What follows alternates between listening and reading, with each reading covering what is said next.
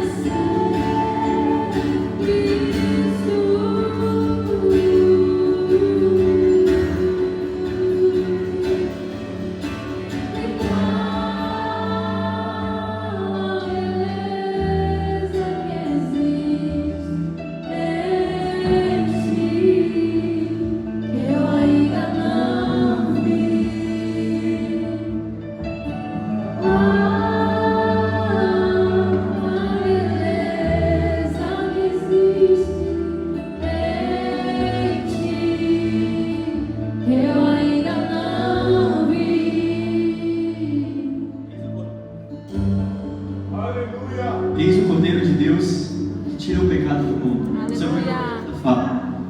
E a Páscoa, ela se cumpre em Jesus. O Cordeiro de Êxodo, ele representa Cristo. E nós precisamos entender que tudo aquilo que ele falou para nós lá atrás, ou melhor dizendo, tudo aquilo que ele falou para o povo lá atrás, a gente precisa trazer para a gente hoje. A gente precisa viver Cristo 100%. Porque tudo representa Ele. Porque Cristo, a nossa Páscoa, foi sacrificado por nós. É o que diz lá em Coríntios. E para a gente viver Cristo, uma coisa muito importante é a gente entender, a representação ideal que eu posso trazer para vocês aqui hoje, de uma noite de hoje, é aquilo que a Thaís trouxe para a gente. Cara, esse coração é o coração que a gente precisa ter em Cristo. Sabe, um amor que a gente precisa ter por Cristo. Porque imagina, os discípulos viveram 3 anos com Jesus, viveram 3 anos intensos com Ele. Imagina tudo que eles viveram, tudo que eles passaram.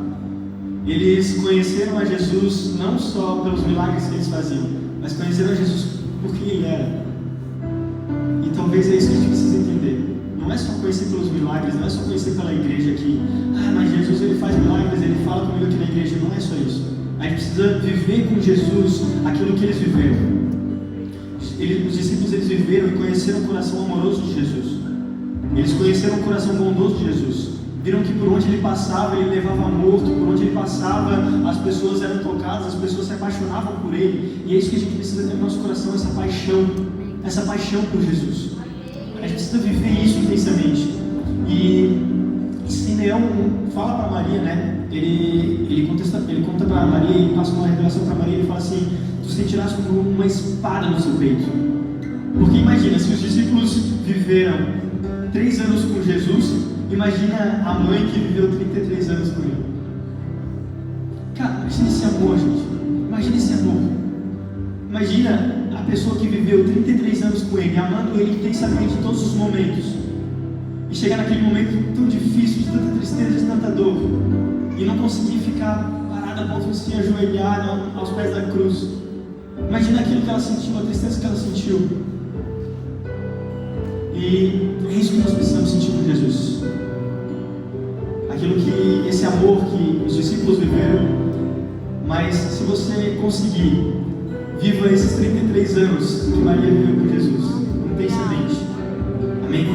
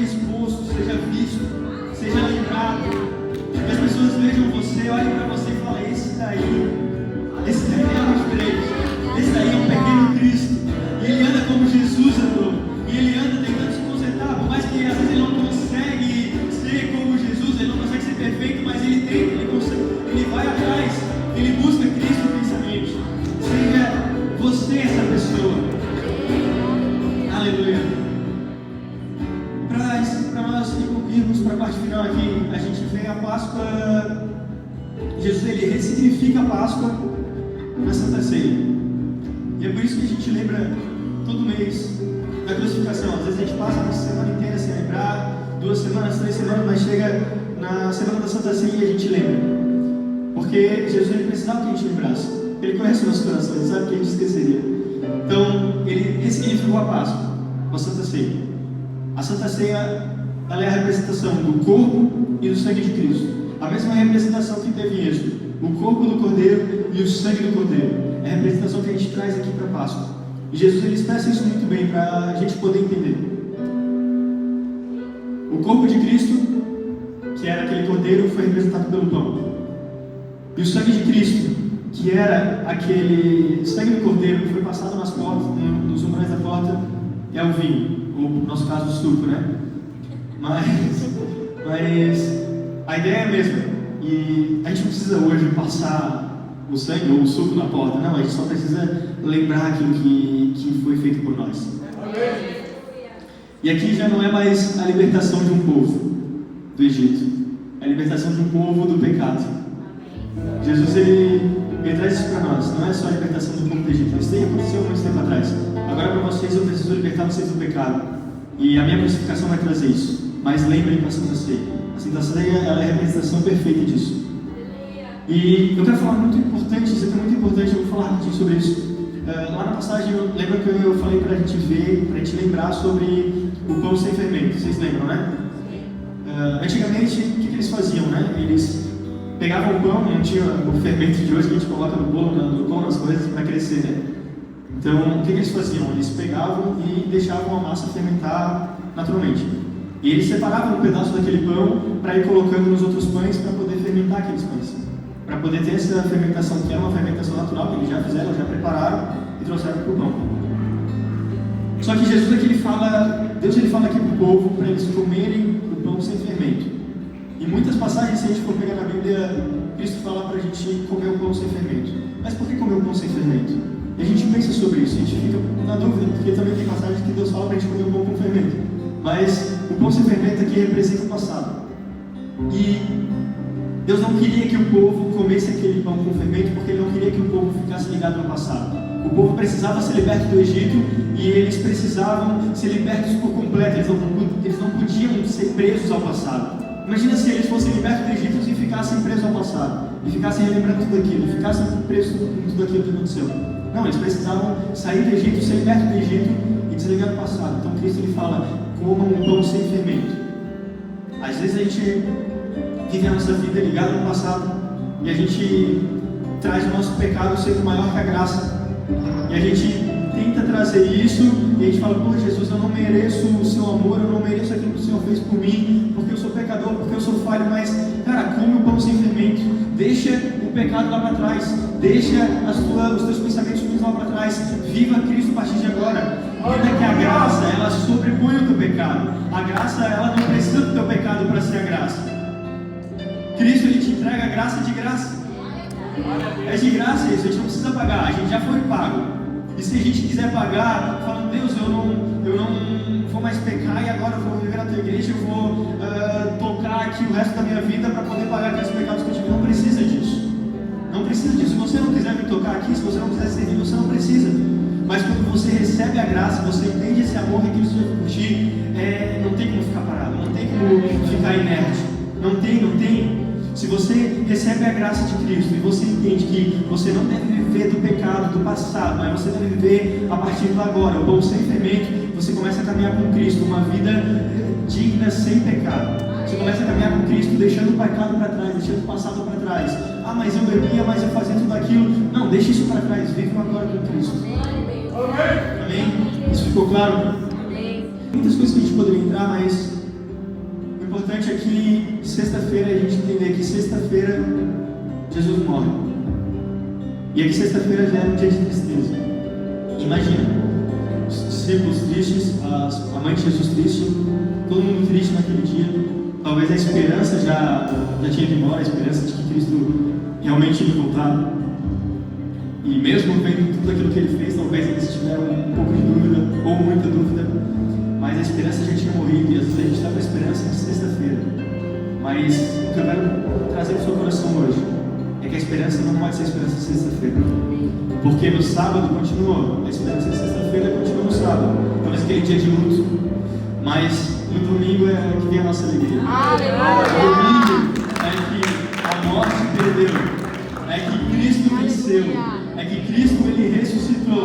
E a morte já não tem mais lugar. Porque aquele sangue que foi passado no umbral da porta já não precisa ser passado no umbral da porta. Porque está sobre nós. O sangue de Cristo que derramou sobre a cruz está sobre as nossas vidas.